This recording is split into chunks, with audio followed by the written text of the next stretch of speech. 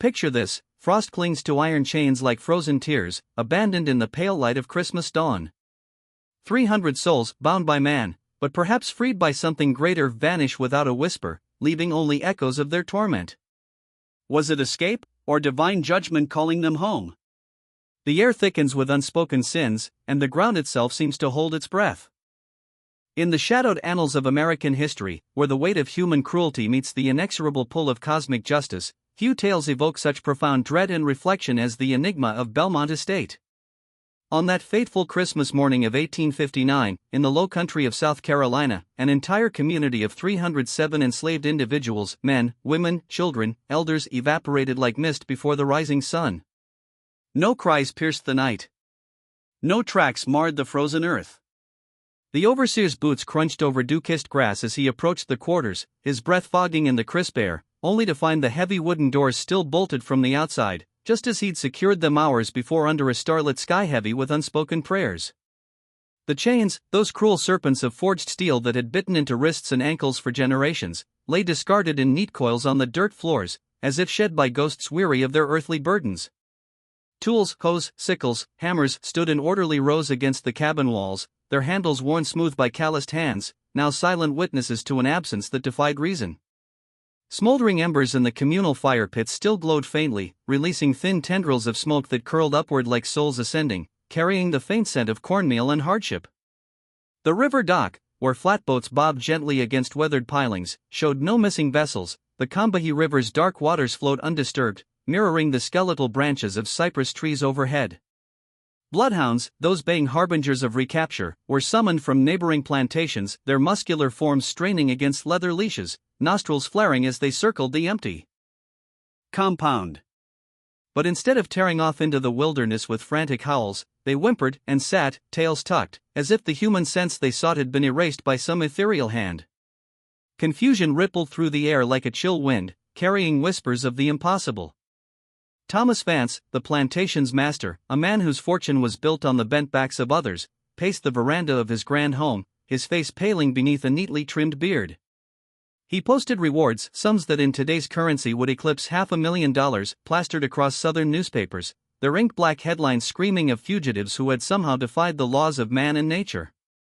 Slave catchers, those grim mercenaries of the antebellum South, fanned out across 3 states, their lanterns swinging like pendulums in the night, horses' hooves thundering over muddy roads.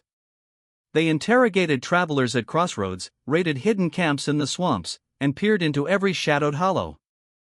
Months dragged on, the humid summers giving way to autumn's golden decay, yet not a single body was unearthed, not a whisper of a witness emerged, no clue surfaced that could stitch together the frayed threads of this mystery. What they did uncover, in the shadowed corners of Belmont's history, were fragments that authorities scrambled to suppress, hints of experiments that toyed with the human spirit, violations that invited divine retribution, and a legacy of guilt that stained the soil like blood. This story isn't merely a historical footnote, it's a haunting parable of sin and redemption, where the chains of oppression clashed with the unyielding scales of justice. Belmont Estate, perched on 1,100 acres along the sinuous bends of the Combahee River, some 40 miles southwest of Charleston's bustling ports, was a microcosm of the South's gilded brutality. From afar, the rice fields gleamed like emerald mosaics under the sun, their geometric patterns etched by dikes and canals that tamed the river's flow, a testament to human ingenuity, or so the owners claimed. But up close, the reality was a crucible of suffering, workers wading thigh-deep in murky water, their skin prickled by mosquitoes and leeches, backs arched under the relentless blaze, lungs choking on the humid air thick with the rot of vegetation. The estate's profitability was legendary, yielding nearly $40,000 annually in rice, a fortune that elevated the Vance family to the echelons of Southern aristocracy.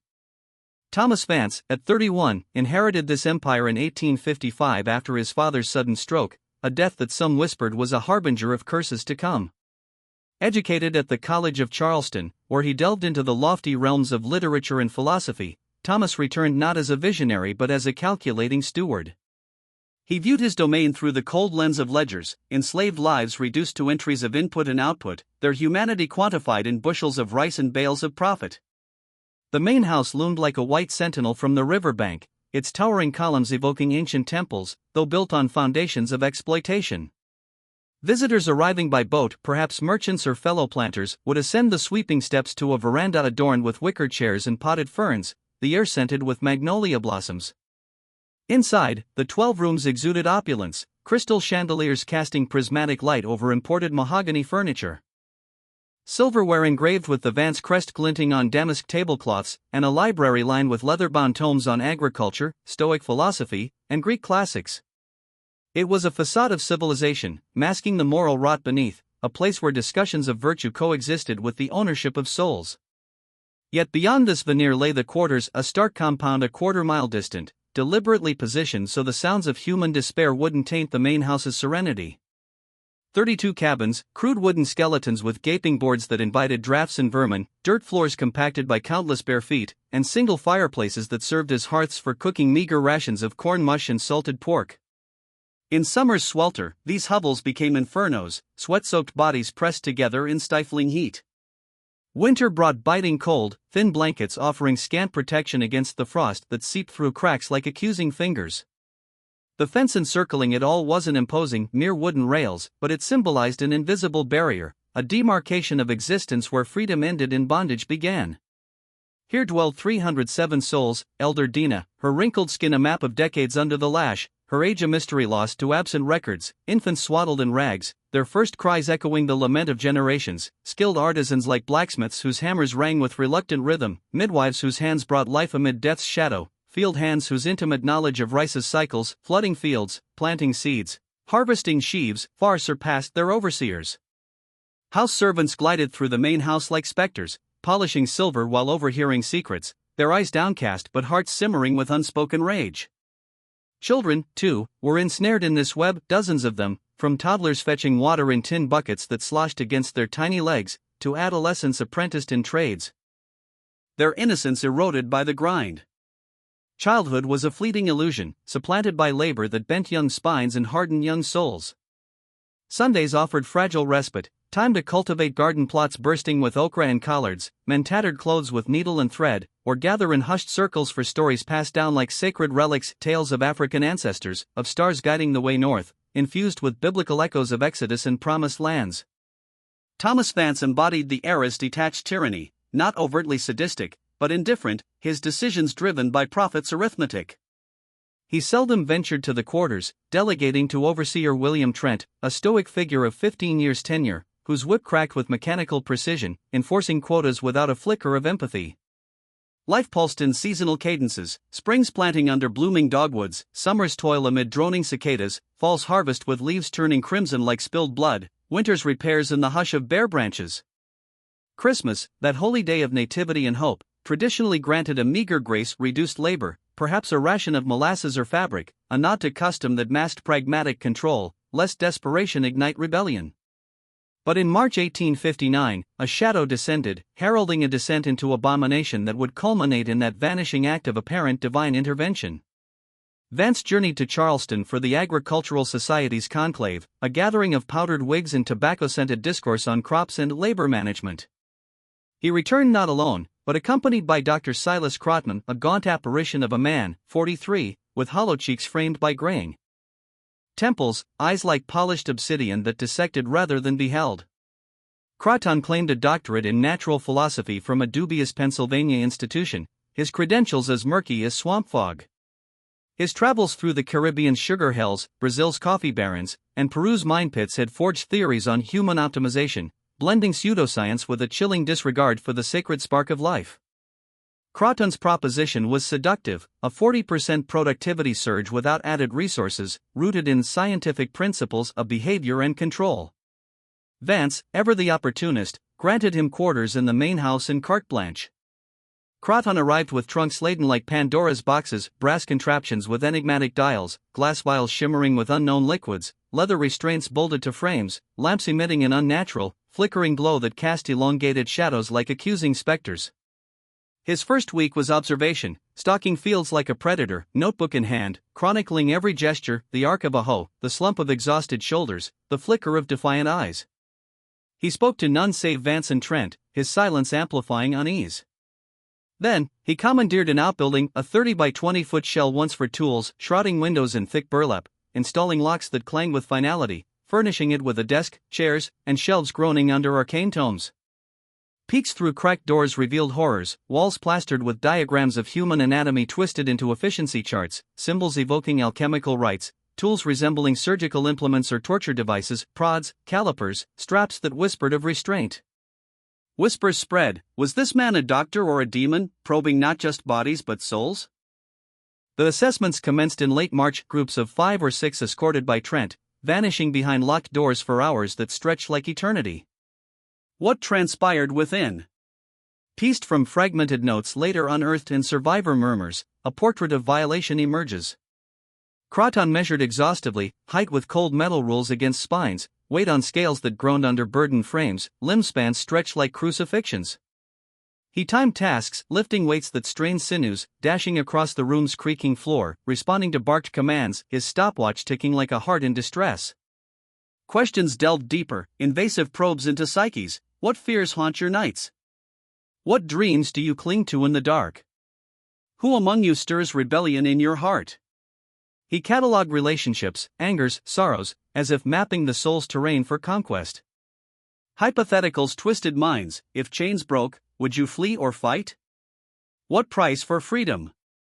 Tasks bordered absurdity, arranging blocks in patterns evoking occult symbols, reciting numbers until voices hoarsened, holding poses that ache like penance. Some emerged numb, others shattered, Kraton's gaze having stripped away layers of dignity, leaving raw exposure. His manner, clinical, unblinking, evoked a judge weighing sins, his notebook a ledger of damnation. This was no mere efficiency quest, it hinted at a darker alchemy, tampering with the divine image in man, inviting wrath from above. Implementation followed, reassignments that severed bonds, friends parted, families fragmented, based on profiles that prized obedience over humanity. Rations stratified, rewarding high-value workers with extra morsels while others hungered, fostering division like serpents in Eden. Quotas tightened, timed with merciless precision, failures summoned corrective interventions, a euphemism chilling in its sterility. By May, treatments escalated, isolated sessions in the correction house, as it became known, a moniker whispered like a curse.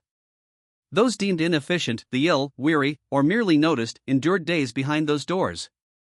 Emergent changes were profane. Marcus, once jovial, returned a hollow automaton, laboring ceaselessly, eyes vacant as if his spirit had been excised.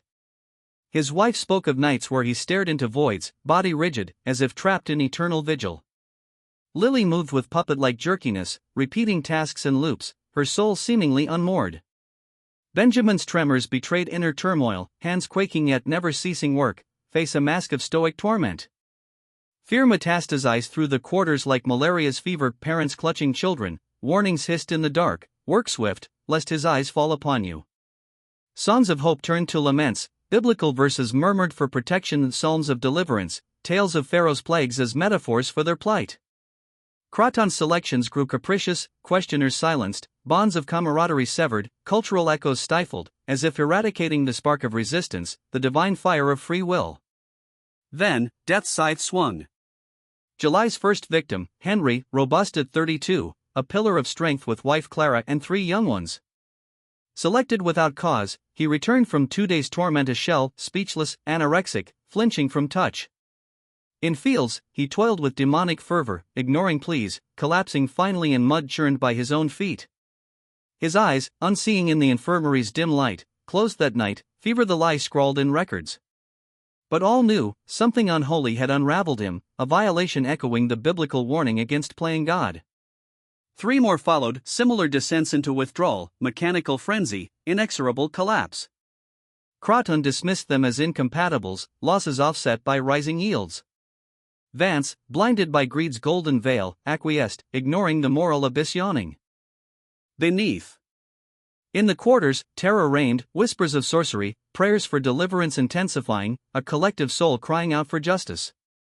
August brought Ruth's desperate bid to 24, kitchen servant, slated for treatment. Under Moon's veiled gaze, she fled north through thorn-laced woods, heart pounding like thunder, feet bleeding on roots. 6 miles gained before hounds' howls shattered the night, dragging her back in chains. Vance, roused from detachment, orchestrated public retribution, lashes that split skin like divine thunderbolts, her cries echoing as a warning, yet igniting embers of resolve. In this act, seeds of rebellion or perhaps supernatural intervention were sown, foreshadowing the Christmas miracle where chains fell, and souls, perhaps, ascended beyond mortal grasp. This vanishing wasn't mere flight, it carried the weight of biblical exodus, a haunting reminder that sins of bondage invite heavenly reckoning. The empty quarters stood as a testament: man's cruelty may forge chains, but divine will can shatter them, leaving only echoes of redemption's call. The air on that sweltering August afternoon hung thick with the metallic tang of blood and the acrid bite of fear. 300 souls stood assembled in rigid rows before the quarters, the sun beating down like the wrath of an unforgiving God, turning the packed dirt into a furnace beneath bare feet. Overseer William Trent's whip cracked once, a sharp, predatory warning, before it descended in rhythmic fury upon Ruth's back. Each stroke split skin, drew crimson rivers that soaked into the earth like offerings to some dark deity of bondage. She had run. She had been caught. And now, in this public theater of torment, Thomas Vance himself stood on the veranda of the main house, arms folded, face impassive, a silent endorsement of the spectacle. The crowd did not cry out. They could not. But in their eyes burned something deeper than sorrow, a collective grief that bordered on the sacred, a shared crucible forging resolve from despair. When the whipping finally ceased, Ruth's body slumped against the post, her breaths shallow, ragged gasps that sounded like prayers torn from a breaking spirit. Yet the punishment was not complete. Trent and two assistants dragged her limp form across the compound, past the smoldering cookfires, toward the shadowed silhouette of Dr. Silas Kraton's building, the place now whispered of as the House of Broken Souls. For 3 interminable days, the heavy oak door remained locked. No sound escaped its walls. No light flickered from the shrouded windows. On the morning of the 4th day, the door creaked open, and Ruth emerged. She walked slow, mechanical steps that carried her back to the quarters, but she was no longer Ruth. The woman who had once filled the evenings with laughter.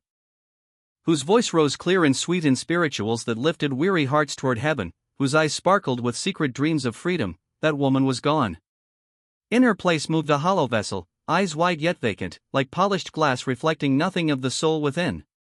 She obeyed commands. She worked. She ate when food was placed before her. But she never spoke again.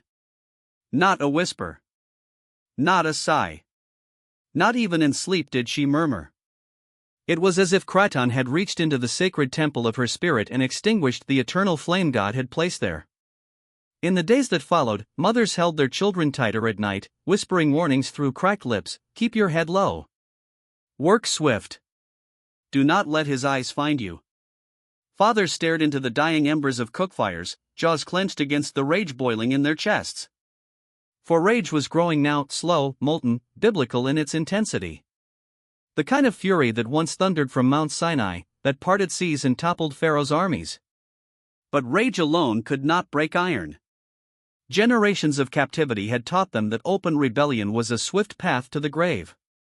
Patrols, dogs, laws, militias, every mechanism of the slaveholding South was arrayed against them like the walls of Jericho, only these walls were built to crush, not to fall. If they were to act, it would demand cunning worthy of Moses in Midian, patience worthy of Job, and faith worthy of Daniel in the lion's den. They would need to become invisible even while seen, silent even while speaking, united even while divided by Kraton's cruel hierarchies. And beneath the watchful gaze of a man who believed human behavior could be measured, predicted, and controlled like clockwork, they began to organize. It began, improbably, with the children. Enslaved children existed in a strange limbo, too young to be feared as men, too small to warrant the constant scrutiny reserved for adults. They darted like shadows through the plantation, carrying buckets of water to parched field hands, delivering messages from the big house, playing in the dusty spaces between cabins where overseers seldom lingered. They saw everything, heard everything. And in the months following Kraton's arrival, they began to move with new purpose. At twilight, small groups would gather, never more than a handful, never longer than a few heartbeats, behind the woodshed where the scent of pine resin masked their presence, or near the old well whose mouth gaped like a forgotten prophecy. There, under the first emerging stars, they sang. Not the loud, joyous spirituals of Sunday gatherings, but soft, repetitive melodies passed down from grandmothers who had themselves been stolen from African shores. Songs about rivers that roll away sorrow, about following the drinking gourd to a place where the sun waits with open arms. To an overseer's ear, they were harmless children's tunes. To those who knew, every verse carried coded weight, directions north, warnings of patrols, signals of safety or danger. One such song, later recorded by a sympathetic visitor to a neighboring estate, contained lines that chilled the blood when understood. When the master sleeps and the river runs low, follow the gourd to where the cold winds blow. On the night the bells are silent and the dogs lie still. Walk soft, my children, over freedom's hill. The children became living vessels of the plan, innocent couriers whose play concealed revolution. A girl skipping past field gangs might hum a certain melody twice, signaling that a message waited in the hollow of the old oak. A boy sent to fetch herbs from the edge of the woods might pause to tie his shoe near a trusted elder, whispering a single word that carried volumes. But the true architect emerged in April, in the person of Samuel, a carpenter of 41 years, broad-shouldered and steady-eyed, whose skilled hands had shaped much of Belmont's physical world. Because his trade demanded it, Samuel moved freely, repairing roofs on the main house, crafting furniture in the workshop, reinforcing dikes along the rice fields. Locks, hinges, latches, he understood them as intimately as scripture. And one spring afternoon, while inspecting foundation damage on an old storage building adjacent to Kraton's domain, Samuel's footfall sounded hollow against the earth. He knelt, tapped, listened. Beneath overgrown grass lay a weathered trapdoor, its iron ring rusted but intact. That night, under cover of moonless dark, he returned alone. The lock yielded to his careful tools in moments. Descending rough-hewn steps, he found a root cellar 10 feet square, stone walls weeping moisture, the air cool and heavy with the scent of earth long undisturbed. But along one wall, at floor level, a gap breathed cold air. Kneeling, Samuel felt the draft strengthen. Stone shifted under probing fingers, revealing the mouth of a tunnel. It was ancient, part of the original drainage system laid by the first Vance generation, abandoned decades earlier when newer canals proved more efficient. Timber shoring sagged but held. The passage, 4 feet high, 3 wide, stretched into velvet blackness toward the river. Samuel dared not venture far that first night. A single stub of candle was all he risked. But he had seen enough. God, in his mysterious providence, had preserved a hidden path beneath the very seat of their oppression. Within days, he confided in 3 souls bound to him by blood and trust: his wife Rachel, whose quiet strength anchored him; Daniel, a field hand whose arms could bend iron; and Joseph, whose mind was sharp as any blade. Together, beneath the cloak of night, they began the labor of resurrection, clearing decades of silt and collapse, shoring rotting beams with timber pilfered from repair jobs, mapping every twist by feel alone. They worked in Kraton's own building, picking his lock with breathless precision, descending into the cellar where his instruments of torment sat silent above them like sleeping demons. No light. No sound beyond muffled breathing and the scrape of dirt. The air grew thick, tasting of mold and desperation. Collapses threatened constantly; one wrong shift of earth could entomb them forever. Yet they pressed on, driven by visions of children breathing free air, of elders dying in peace rather than chains. By midsummer, the tunnel lay clear, roughly 200 yards of cramped passage emerging in a dense thicket near the Combahese bank, concealed by vines and fallen cypress. The exit grate had rotted away, Providence again. They had their road to Canaan. But moving 300 souls, infants to ancients, strong to infirm, through a burrow that admitted only single file demanded planning of almost superhuman complexity. Every obstacle was anticipated, every contingency prepared. Christmas Eve became the appointed night. Tradition granted rest, overseers drank deeply, the big house feasted with guests. Patrols thinned. Darkness stretched longest. Locks on cabin doors would still need picking. Samuel had practiced on duplicates.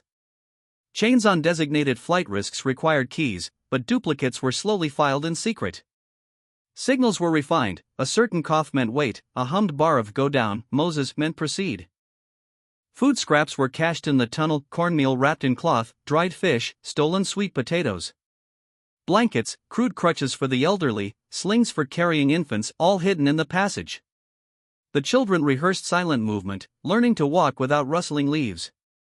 Most perilous of all, contact with the Underground Railroad. Through a free black ferryman on the Combahee, a man whose eyes held the sorrow of knowing, messages passed along a chain of shadowed allies. By early December, confirmation returned. On Christmas night, boats would wait downstream, oars muffled, ready to carry them toward the coast and a larger vessel bound for Philadelphia. The plan was audacious, fragile as spider silk, yet woven with 8 months of unbreakable communal faith. Then, 2 weeks before deliverance, catastrophe loomed. On December 10, Dr. Silas Kraton worked late in his lair, lamplight flickering over charts that reduced human souls to numbers. Productivity soared, Vance was ecstatic. But Kraton, ever the scientist of control, had noted anomalies: energy where exhaustion should reign, subtle coordination where isolation should prevail. Patterns defied his equations. That night, as he sorted files, a faint scraping rose from below. He froze. Listened.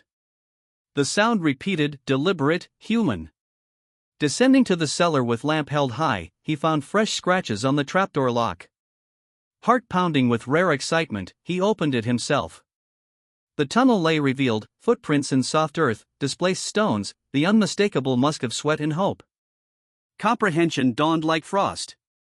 An escape route directly beneath his laboratory. Most men would have sounded the alarm. Kraton saw opportunity.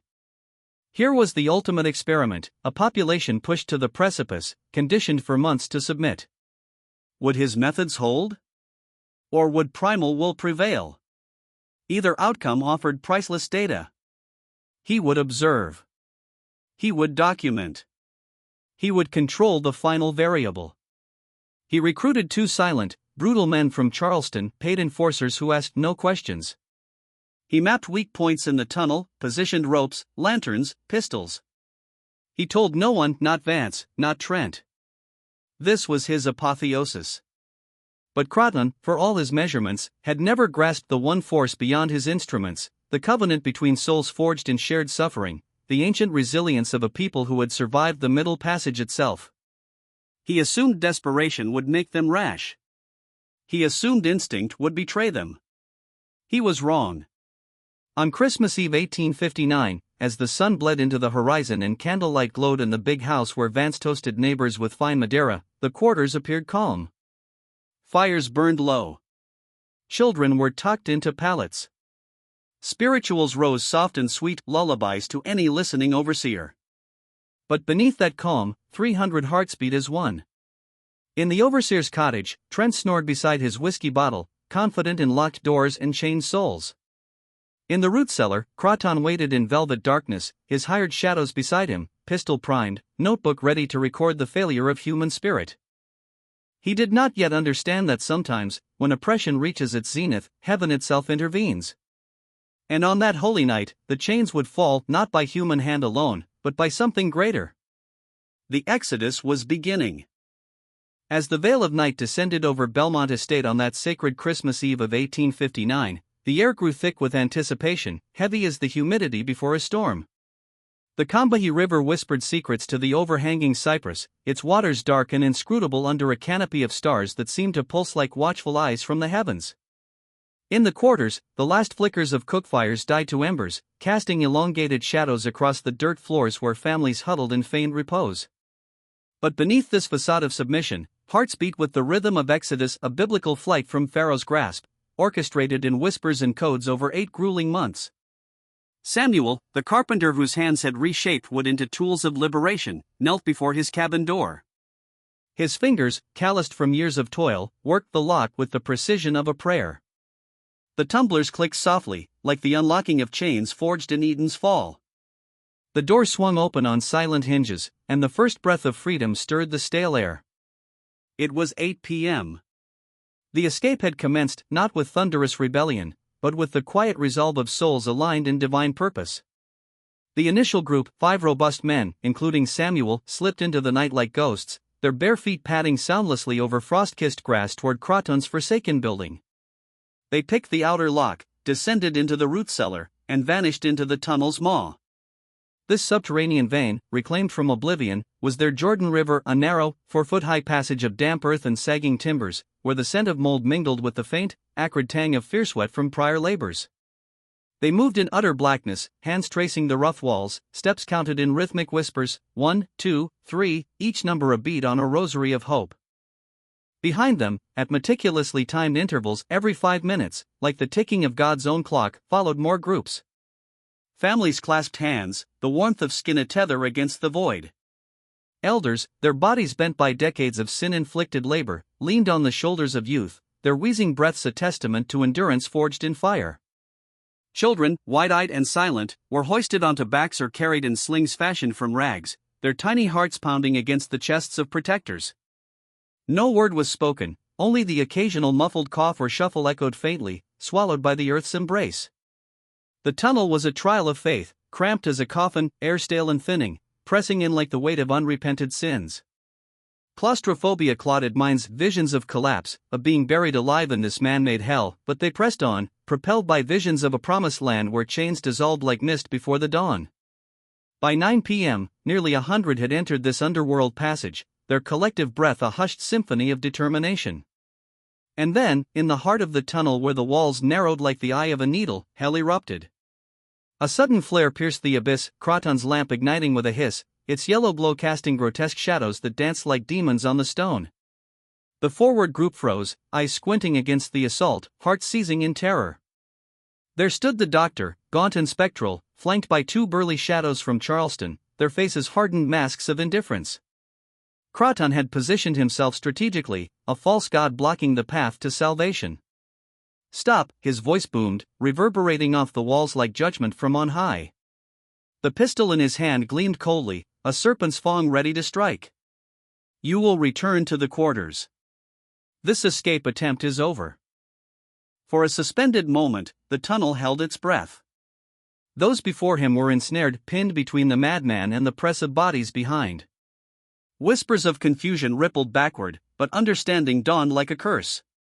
Kraton's eyes, those calculating voids, scanned the faces, notebook poised in his free hand, eager to record the fracture of human will. But divine intervention stirs in the unlikeliest moments. From the darkness beyond Kraton, a single voice rose, a woman's, clear and unwavering, weaving the threads of a song the children had carried for months. "When the river runs low and the gourd points true, we'll walk to the sun where the chains are through." It was no mere melody, it was incantation, code embedded in spiritual harmony, a psalm of resistance echoing the Israelite songs by the Nile. One voice became 2, then a chorus, dozens joining, the sound swelling like a tidal wave in the confined space, amplifying until it thrummed in bones and souls alike. Kraton's hirelings shifted uneasily, their grips tightening on weapons, eyes darting in the flickering light. The singing grew louder, a wall of sound defying bullets and fear. Then, the people moved. Not in frenzy, not in violence, but with inexorable grace, steps forward, bodies pressing as one, a living tide of faith overwhelming the barriers of flesh and steel.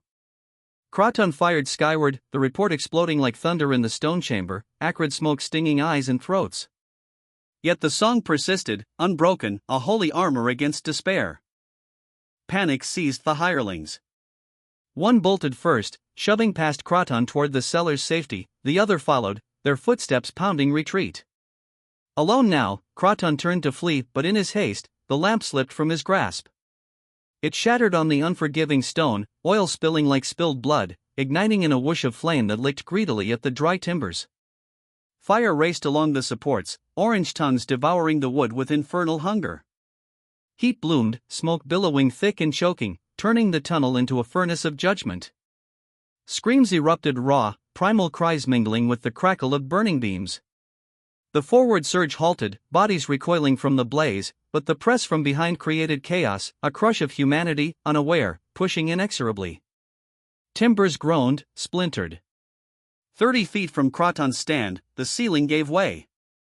Tons of earth cascaded in a roar, sealing the passage with finality, a divine partition between the saved and the seemingly damned.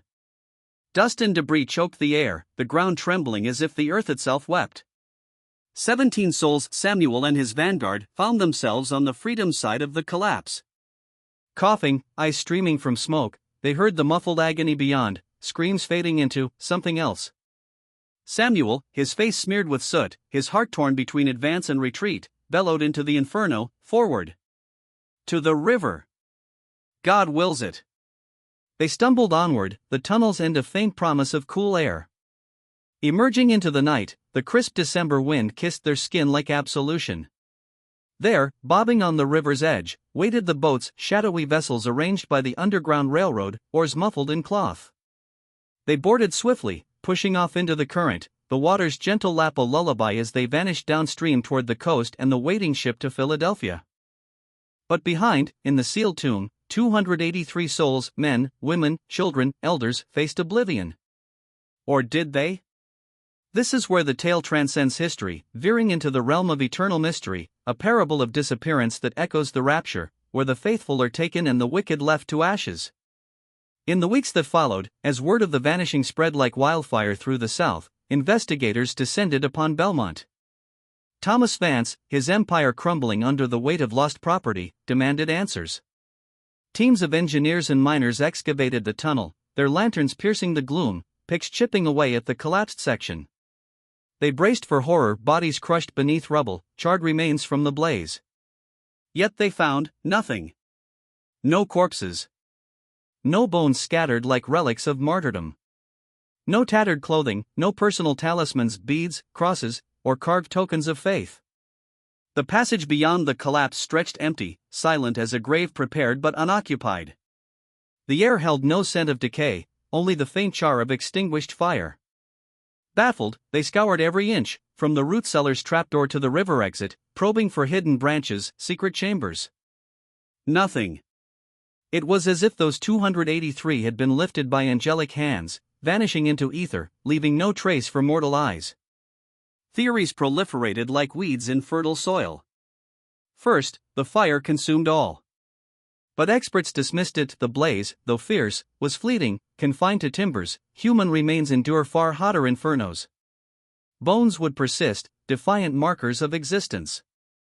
Second, flooding washed them away.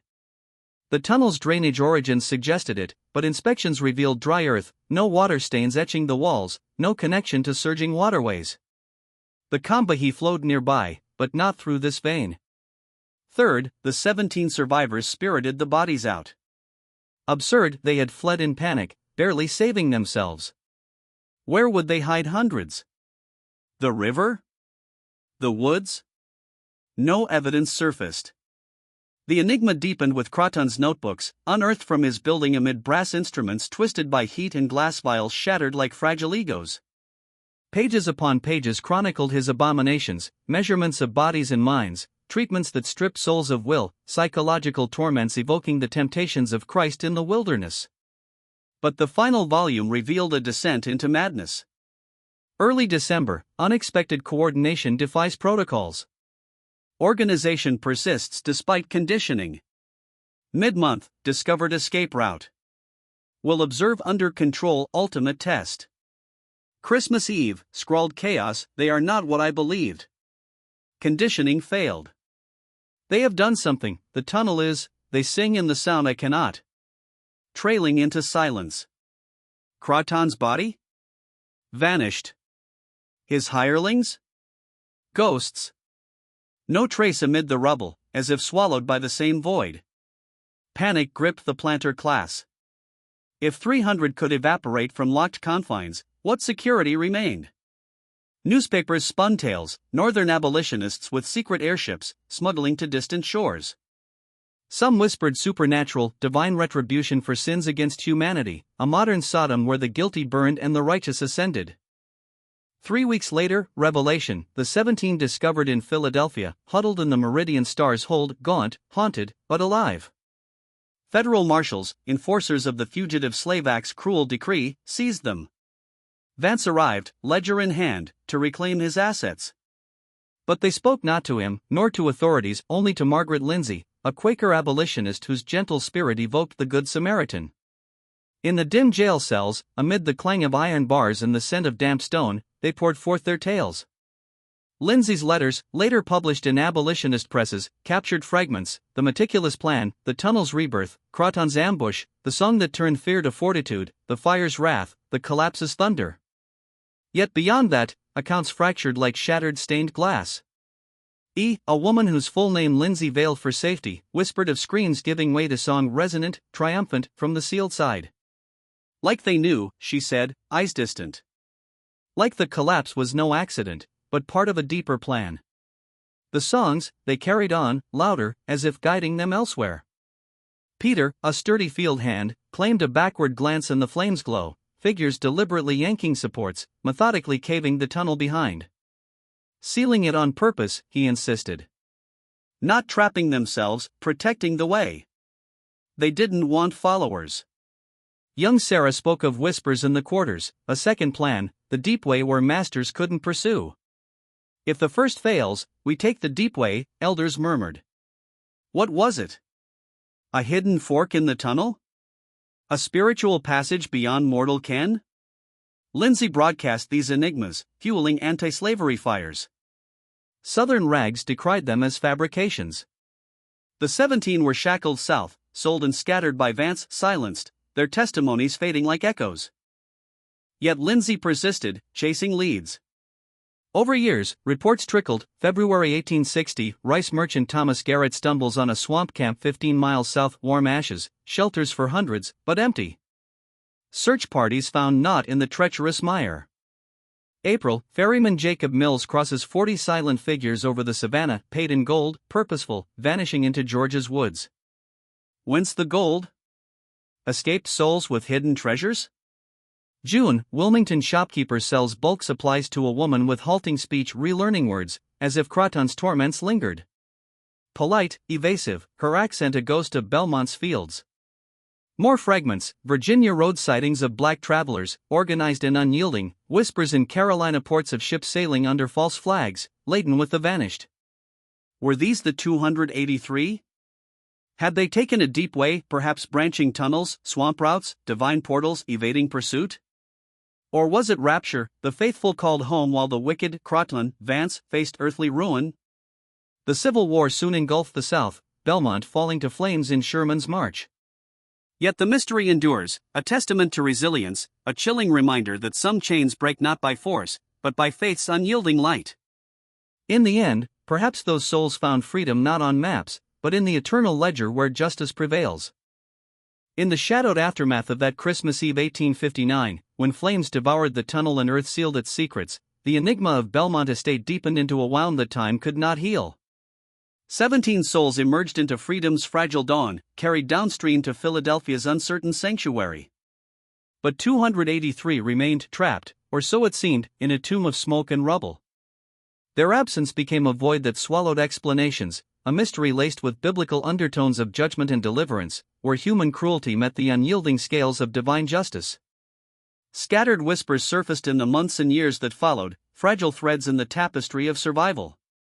A rice merchant in 1860 stumbled upon a vast swamp camp south of the Combahee, embers still warm and oversized fire pits, shelters woven from moss and branches for hundreds, yet eerily abandoned, as if the inhabitants had melted into the mist-shrouded cypress like spirits returning to ancestral waters. Searchers found no trail, the treacherous mire guarded its secrets jealously. Further afield, a ferryman on the Savannah River recounted ferrying dozens of silent, purposeful black travelers one moonless night, paid in gleaming gold coins, an impossibility for the enslaved, yet there it was, heavy in his palm. They vanished into Georgia's dense woods, organized and resolute, leaving only ripples in the dark current. In Wilmington, a shopkeeper sold provisions to a woman whose speech faltered, words re-emerging haltingly as if reclaimed from Kraton's soul-shattering treatments. She bought for many, paid swiftly, and departed with eyes that held distant horizons. Sightings trickled northward, groups on Virginia roads, communities flickering into existence in Tennessee's free black enclaves or the hidden folds of Appalachian ridges, maroon sanctuaries where the pursued could breathe unbound.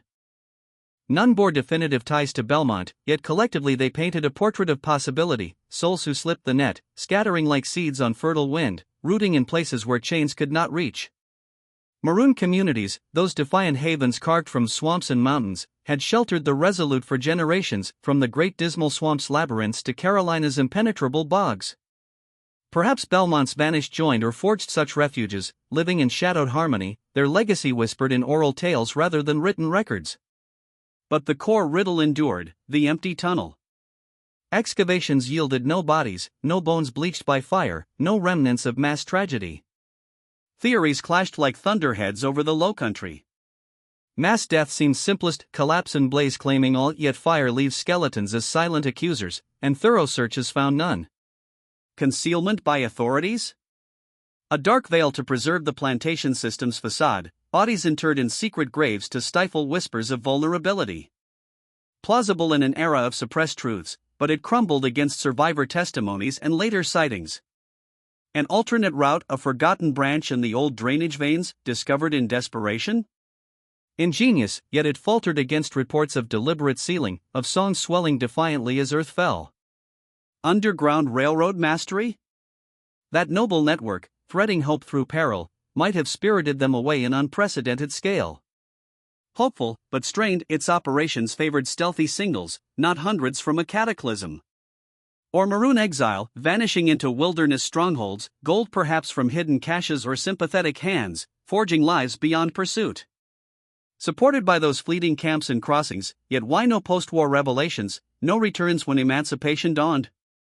The most haunting theory whispered of deliberate cover-up mingled with something profounder, a deep way, not of earth but spirit.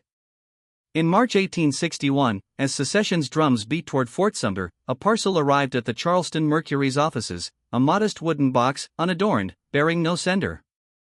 Within lay one of Belmont's discarded chains, cold iron, unlocked, coiled like a serpent slain, and a note in elegant script on fine paper: "We are not lost. We are free and we remember." The Mercury published it briefly, speculation swirling amid war's gathering storm. A defiant missive from the vanished? A hoax? Its timing, defiance on secession's eve, echoed biblical taunts, a reminder that some freedoms transcend mortal decree. War engulfed the South. Union forces claimed the Lowcountry in 1862, Belmont lay abandoned, its remaining enslaved liberated by blue uniforms. Thomas Vance, ruined, died in 1867, still posting rewards, still chasing ghosts. Dr. Silas Kraton? Erased, family disavowed him, credentials exposed as fabrications, a charlatan whose science masked monstrosity. The estate crumbled, buildings razed in the 1880s, land subdivided, rice fields yielding to progress. A modest marker now notes its agricultural past in wartime desertion, silent on the disappearance, on Kraton's horrors, on 300 souls who evaporated. Yet echoes persisted. In the 1930s, Federal Writers Project interviewers captured fading voices of the formerly enslaved.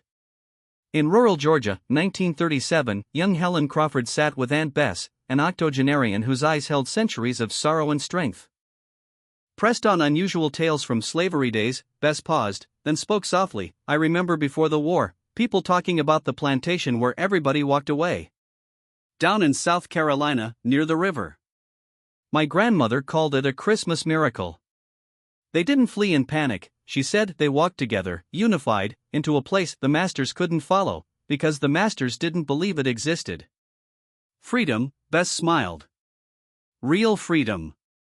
When you believe it's possible, truly believe, you find ways nobody else sees. Her grandmother added, "Trauma forged bonds unbreakable. Masters thought breaking us one by one would control us. But shared suffering became shared strength."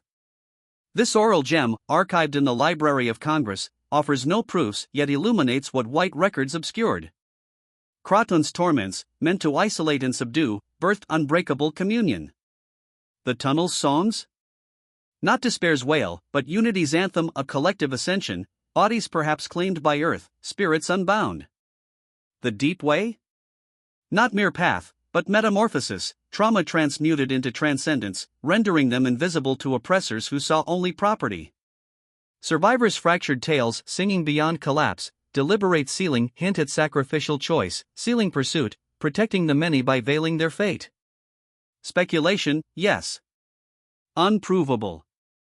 Yet it resolves the void, no bodies, because the story demands mystery, scattered sightings, because freedom scatters seeds, the chain's message, an eternal rebuke. Kraton's notebooks, unearthed in the 1920s, exposed his folly, humanity as machine, will as breakable cog. Belmont disproved him. Despite violations, hope endured, unity triumphed. His final scrawl, "They are not what I believed," a deathbed epiphany as songs overwhelmed him. The 17, recaptured then freed by war's tide, vanished into Reconstruction's chaos. Margaret Lindsay sought them till her 1879 grave, unanswered. But the chain's words endure: we are not lost. We are free and we remember. Whether all perished, scattered, or transformed, whether maroon havens or spiritual rapture, they resisted. In oppression's crucible, 300 forged collective defiance, walking away on Christmas morn, leaving chains as relics of a shattered yoke. That act, choosing freedom against impossibility, is victory eternal. A parable of resilience. Sin's chains may bind flesh, but spirit, united in suffering, soars beyond recapture. Today, swamps reclaim Belmont's lands, whispers lingering in moss-draped oaks. No marker honors the vanished, but their legacy pulses in questions unanswered. What transpired in that tunnel? Where lies the deep way? How does one become free beyond understanding? These enigmas remind, history harbors miracles of the human soul, defiance where hope seemed extinguished, freedom claimed in shadows. 300 don't simply disappear. Perhaps they ascended, invisible to chains, visible to eternity. We remember.